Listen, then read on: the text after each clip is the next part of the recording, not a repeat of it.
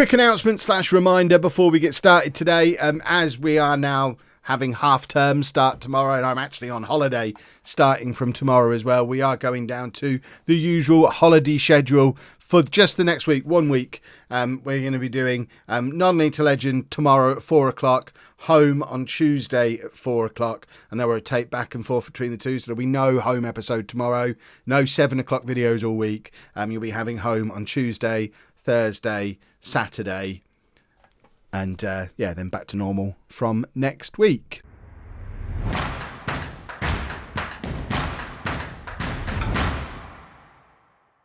Hello and welcome to part 121 of It's Coming Home. I'm Kevin. Coming up on today's episode, we have the final 2 games of our first Premier League season. We're at home against Watford, away against Liverpool, and the breaking news to start things off is we have secured our place in the Premier League for next season. We had that terrible run of form that we talked about in the last episode, and I was feeling quite negative. And then we went into this run of games that we were supposed to be rubbish at, and we beat Brighton, drew against Chelsea, and beat Manchester City. Kieran King, having recovered from his cruciate ligament injury, weirdly no longer able to play as a complete forward, which is what he did before the injury. So clearly he's destroyed his complete forward muscle.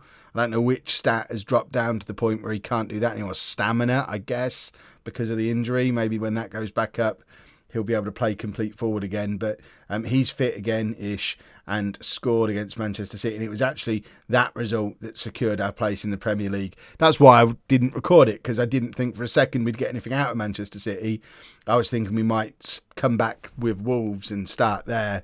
But no, we secured Premier League safety in that match, completely unexpectedly. This is what the table looks like. 36 games gone. We're in 13th place on 41 points. 9 points clear of Everton, who are at the top of the relegation zone. The lowest we can finish now is 15th. We could, with a couple of wins, finish... We could still conceivably make it into the top half of the table. It's quite unlikely with us still having Liverpool to play, though, because Liverpool are up in 6th place. But Watford are bottom and already relegated. So fingers crossed we can start things off with a win today and then start planning for the summer. So this is going to be the team to take on Watford. Has a very familiar look about it. We've got Horvat in goal, a back four of Sweeney, Turner, Botello and Riviere, with Harrison at the base of the midfield, Samuel and Torres ahead of him, Manu behind Steer and Matondo up front. Let's get into the game. Let's hopefully grab ourselves another win. Finishing on 44 points would be amazing. It won't matter a jot what happens against Liverpool if we pick up a win now. It doesn't really matter anyway. Our target for the season was 40 points and we've already got there. Watford have won 3 of their last 5 games. How? They're already bottom. The recent form standings have them 7th or we're 10th. Okay, so they're actually quite good. I'm just going to say go out there and give the fans their money's worth. It's our last home game of the season. We've survived in the Premier League against all odds. Just go out there and have fun. You're doing a lap of honour after the match, regardless of what happens. So don't embarrass yourselves before the lap of honour, because you're doing it, even if you lose 5-0. Torres to Steer. Ollie Steer hits the crossbar. Steer's actually scored a few goals on this little run as well. I think he's still only on about 5 for the season, but he's slowly but surely starting to look a little bit like a Premier League striker. I do think that's probably an area we need to strengthen in the summer. I do think our midfield is set. Our defence, certainly at centre-back, looks pretty strong, although Botello's only here on loan, so we're probably going to need to bring in one more centre-back maybe. Goalkeeper, I think we're fine, but I think what we need to take us to the next level now, and that we've got to be thinking in terms of becoming a mid-table Premier League team. Although I know full well second season syndrome. First season, a tiny team like us getting promoted to the Premier League, you often find in your first season a lot of teams play their reserves against you. Matondo with his 12th for the season, and in the second season, if you don't significantly improve, they start playing their first team against you and you just get relegated second time round. I've had that happen more times than I could possibly count. So we're aware of that. So we do definitely need to strengthen. But I think the one obvious place we need to strengthen is up front. Matondo, top scorer with 12 goals. That ain't good enough. I want a 25-goal striker, which I know is easier said than done in the Premier League. We're not just going to be able to go out and buy one ready-made. But we do need to try and shop smartly, try and find ourselves a star. a little gem that we can bring to the Premier League for the first time and get some goals out of him. What a goal from Sweeney there. We're 2-0 up after 13 minutes. The Matondo goal was good because Steer did very well to create it, forcing the save from the keeper for the Matondo tap-in. This is excellent from Sweeney, though. Picks the ball up and just absolutely thumps it past the keeper. It's probably the last time we'll see him play, certainly at home. He's only here on loan. I don't think he's good enough for us to be desperate to bring him back on loan again next year. We've got Brown, who can play at left back as well. We're going to presumably have money to spend. We haven't got our budgets for next year, actually, which is surprising. Usually, once anything that you're competing for is settled, so either you survive or you get promoted or you win the league or you qualify for the Champions League, usually once something significant like that happens, you get your budget straight away so you can start planning. But we've survived. We're obviously not going to get into Europe, but we don't have our budgets yet, so I guess we're going to have to wait until the end of the season. But we've got close to £50 million in the bank and a projection that just keeps going up and up and up. So there should definitely be a whole bunch of cash for us to spend. And I'd like to think we could go out and get ourselves a replacement for Sweeney and Botelho as permanent defenders at the back, and then still go out and get a decent striker and maybe find a few other areas to strengthen. I think we're going to keep our transfer policy the same as it was last summer. We want young and hungry players who are going to come in and be sort of rotation players, but with the potential to be absolute superstars. Sort of 21 to 23 years old. We don't want to go out and bring in a load of old men. That might be something we switch to do in the future. I'm not ruling that out as ever being a part of the transfer policy. If we get to the point where we're established in mid-table and a former Brazilian superstar who's now 32 is available on a free transfer in a position we want, I'll probably bring him in. But at the moment, I don't think we need to be doing that. One thing I am considering is bringing in some wingers again and seeing about switching to a 4-3-3 or a 4-2-3-1. But my issue with it is Manu's arguably our best player, so we can't really go to a 4-3-3 because we spent 13.5 million on him and he's been good. But also Harrison's very good. And I don't know if we've got the defensive oomph about us to be able to defend at this level without a holding midfielder. And that then pushes us back towards the diamond again. So wingers could potentially be a waste of money. And we did that 2 years ago. We wasted money on wingers. And it was annoying, but wasn't a financial disaster. If we go out and buy 4 wingers for £5 or £6 million a piece and then don't play them, that's more of a financial issue. Right, I am happy. Keep it up. Ollie Steer scored again, which is good. He has had good form in this run-in. My faith in Ollie Steer has been repaid with excellent form in the run-in, and you never know, he might become that striker that we need. He's a pressing forward, playing in a gegenpress. He seems to be getting better and better at doing it, and perhaps what we're actually going to be doing is looking for a strike partner for Ollie Steer rather than someone to come in and play alongside Matondo or Harris, which isn't what I would have expected a little while ago. But as the season's reached its end, Steer is getting better and better. I mean, he's made Matondo's goal. He's scored himself. Now he's hit the post. Steer is having a cracking game. And I know we're playing against a team that's already relegated, but it doesn't change. You can only play against the opposition that's put in front of you. And Steer's having a brilliant game in the Premier League, and everyone's watching him do it. Manu just running the game from midfield, finds Riviere, who has got options ahead of him. There's Steer again, and it's just over from Ollie Steer. We've had 25 shots in this game. This is like watching my Sevilla team. How have we suddenly got this good? I think, again, context, we're playing Watford. Samuel plays the ball over the top for Steer, and there's Ollie Steer's second goal of the game. Has it been disallowed? We're going over to the little telly. Has it been given? He's still celebrating. It has been given. Ball over the top from Samuel. Yikes, he's miles offside. How? No, it has been disallowed now. Okay, it has been disallowed. Gonna say, if the little telly's that useless, stop using it. Right. Samuel. No, not Samuel. Torres is on a 6.6. So we can bring him off, bring Bogdan on. And how are we doing for fitness? Who have we got on the bench is probably a more pressing question. Let's take Manu off and bring Nick Moss on.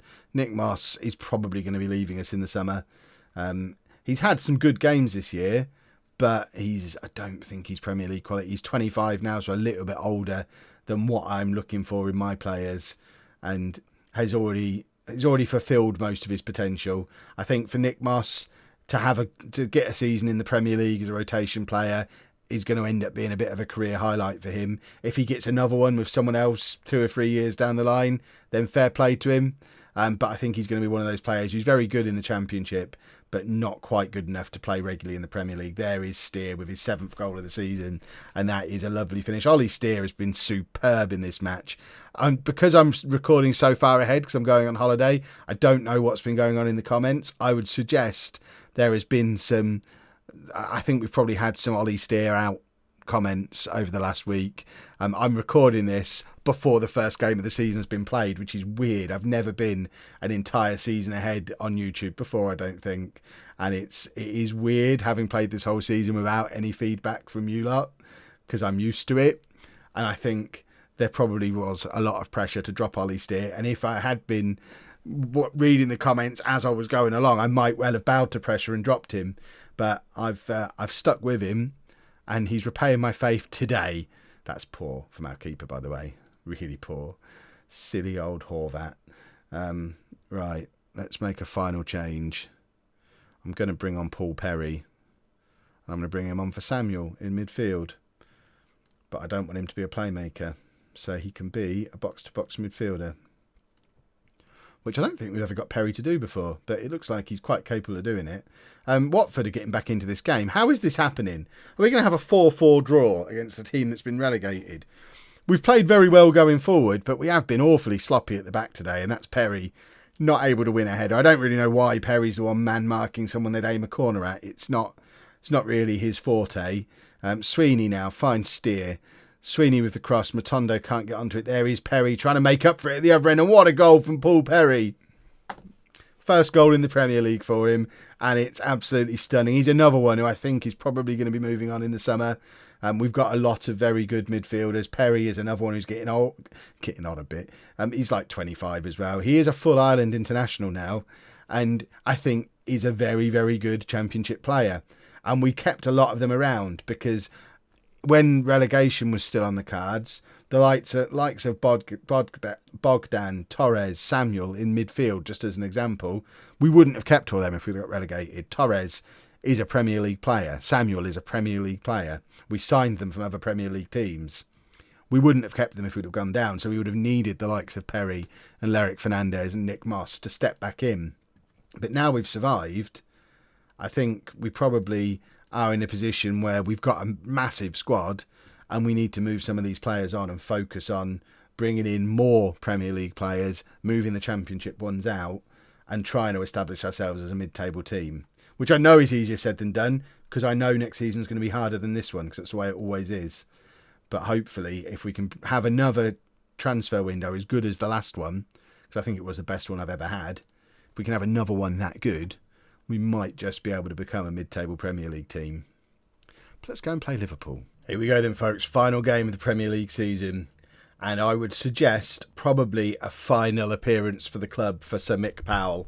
It's his first ever start in the Premier League. He's 30 now. I'm hoping we get a testimonial for him this summer because it would be lovely to have the likes of Dean Morris return for a testimonial, which obviously will make it into a video, even though we don't normally show friendlies. But... he has got a contract for another 4 years. I just don't see him being in next year's Premier League squad, though. He might play the odd cup game here and there. He's scored a lot of goals for the under-23s this season. For the reserves, 28 goals from 19 starts. He's still the same old Mick Powell at that level. But I think this is the final match. This is goodbye. Wouldn't it be special if he got a Premier League goal against Liverpool? There is literally nothing to play for. I think they might have a Europa League spot they're trying to secure or some nonsense like that, but there's nothing important to play for. We're safe. We just want Sir Mick Powell to get a goal and say goodbye.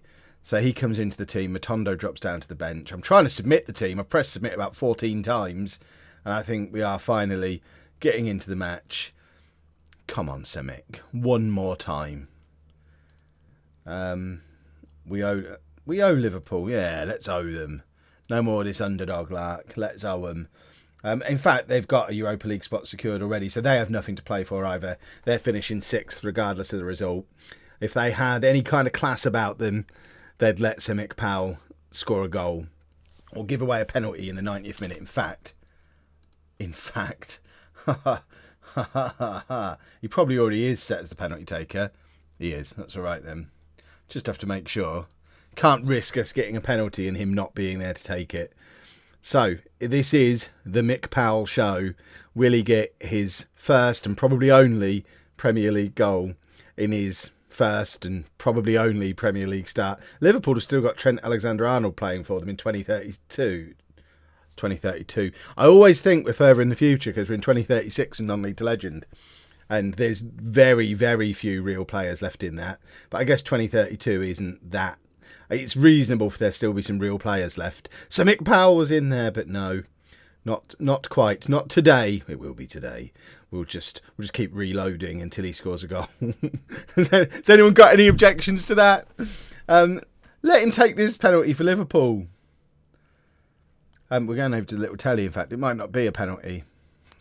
The episode ends up being 40 minutes long because I just keep replaying the same match whilst we all sit patiently and wait for a Simic Powell goal. He has to score eventually if we keep repeating ourselves, surely. Probably should have done that trick against slightly lesser opposition than Liverpool. So they've got a penalty, 7 minutes on the clock, and they're 1-0 up. We've said all along our motto has been don't get embarrassed, but I think away from home with nothing to play for and the inclusion of Sir Mick Powell telling the match engine we're not that bothered, bringing the average rating of every player in the team down hugely. I think today might be the day we get an absolute battering. But if we lose 10-1 and Mick Powell gets the 1, I think we'll all see that as an incredible victory for Home Football Club, for the story, for the narrative. Liverpool have got to throw deep in their own half, and this is where we need to be intercepting and getting the ball to Sir Mick. But they're just carving through us as if we're not there. This is the thing that confuses me most about the Football Manager match engine. They're getting through our midfield and defence so much easier than they ordinarily would because we've got a weaker striker on the pitch. I'm sure there's something to do with average ratings that gets involved in all this. But Mick Powell's going to get himself sent off, isn't he? Imagine if that happened. That would be devastating. He's frustrated. He's playing at a level he's just not good enough to play at, and it's frustrating him. Bless his cotton socks. So he's got himself a yellow card. They go 2-0 up just before half-time. We're not embarrassed yet. 2-0 at half-time away against Liverpool is fine. We're still 12th. I think we finished 12th regardless. I should have probably double-checked that before the match, before deciding we had nothing to play for, because obviously in the Premier League, every place earns you more money, and there is crazy prize money for positions in the Premier League. So final position does kind of matter in this league. So Huddersfield are losing well. So if Huddersfield turn their game against West Brom around, they could actually go above us. But it seems unlikely. Show me something else in the second half. There you go. We'll have that. And just let's have a goal for Sir Mick. That's all we want. It's all we're here for. Or even a chance. He's not even had a chance yet. He's on a yellow card. Don't let him be sent off. That isn't the way for a career such as his to end. He's been here for 14 years now. He blooming deserves a testimonial. Now he's in his 30s. I'm hoping that means he'll just automatically get one. I was thinking about it the other day. The likes of Loic Fernandez and Sir Anthony Harris, they're not going to get testimonials because they left and came back. Even though, certainly in the case of Fernandez, he was barely away from us. But because he was official... Oh no, what am I doing? We're not taking Sir Mick Powell off. And at any... Hold on. One last time. One of my other favourite things about Sir Mick Powell as well. Look who his favourite personnel are. Me, as his manager. Ricky Adams, who's our under-23s manager, because he spent so long in the reserves. And his childhood friend, Sir Anthony Harris. They're the only people he likes. His only club he likes is Home. He is Mr. Home. Right, so he's on. I guess if we're going full nostalgia, we've got to get Loic Fernandez on as well. Again, might be the last time. Ross McCrory is actually retiring as well. So I think we'll get Ross McCrory on for Harrison. We'll do a triple change. Ross McCrory can come on. This is his last performance. This is really a goodbye based on what he did in non-league to legend, more than what he did for us. He played on for another 3 or 4 years from this point in non-league to legend as a World Cup winner. At this point, I think he was going to Lazio But no, he can't get in the home team, so he's announced his retirement for this summer. So it's his last game as well. We've got a lot of goodbyes going on right now, and I don't think Sir Mick Powell is going to score in his final game. On his Premier League, it's not his Premier League debut, he's come on as a sub a few times. His first full Premier League game at the age of 30. The romance, he couldn't do it one more time, but I think that was enough. He got to play a full Premier League game against a big club away from home. Thank you, Sir Mick. And just announce his testimonial now. Are we getting... I want to see what transfer budget we've got. We've got all this money. We've got a massive projection. If we just hit continue a couple of times, we've got to find out what transfer budget we're working with. Because remember, we're going back to the holiday schedule. So you're not going to get another home episode now until 4 o'clock on Tuesday. So I want us all to be pondering for 2 days how much money we've got to spend. Record high, of course it's a record high. It's our first season in the Premier League. 12th place in our first season is sensational, by the way. For anyone who predicted 12th, I can't believe that anyone would have predicted 12th. It's ridiculous. If that's not a reason to go and buy a home shirt, I don't know what is. Available for 1 more week. They go off sale a week today. Right, here we go then. Budgets. What do we think? We got 33 million last year. I've got to think, based on our balance, we're going to get more than £50 million to spend. But are the board going to be that crazy, or are they going to start tucking some away? Oh my word. They've doubled our wage budget, and I have £68 million to spend. Well, if you thought last summer was mad, you ain't seen nothing yet, boys and girls. If you've enjoyed that, please make sure you leave a nice big thumbs up on there for me. Subscribe to the channel for daily Football Manager videos. And thank you very much for watching.